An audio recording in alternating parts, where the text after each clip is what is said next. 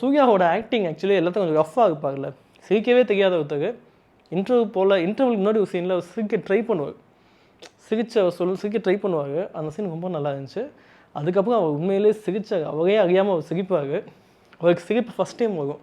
அந்த காட்சி எடுத்ததும் ரொம்ப நல்லா பண்ணியிருந்தார். ஸோ இது எல்லாமே கார்த்திக் சுப்புராஜோட பிராண்ட். எனக்கு கார்த்திக் சுப்பு ரொம்ப பிடிக்கும். அவர் வந்து இந்த கேங்ஸ்டர்ஸ் வச்சு எடுக்கிறதும் சரி, எமோஷன்ஸ் வர வைக்கிறதும் சரி, ரொம்ப நல்லா இருந்துச்சு.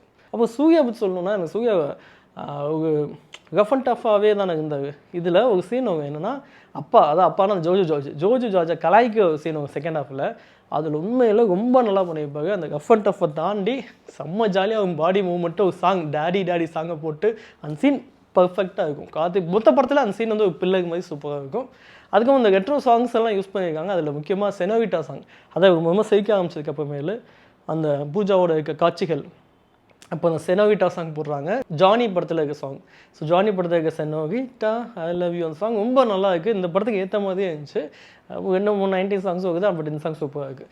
படத்தில் பெரிய ட்ராபேக் என்னென்னா, அந்த இவன் கதை கொஞ்சம் பழசுன்னு சொன்னேன். இன்னொன்று பெருசாக ட்விஸ்ட் நமக்கு தெரியல, சர்ப்ரைசிங் எலமெண்ட் இல்லை. இது எல்லாத்தையும் விட வில்லன் வந்து ஒரு பெருசாக இல்லை. மேபி எனக்கு தெரிஞ்சு ஃபுல் வீடியோ பார்க்கணும், கீழே கிளிஞ்சு கிளிக் பண்ணுங்கள்.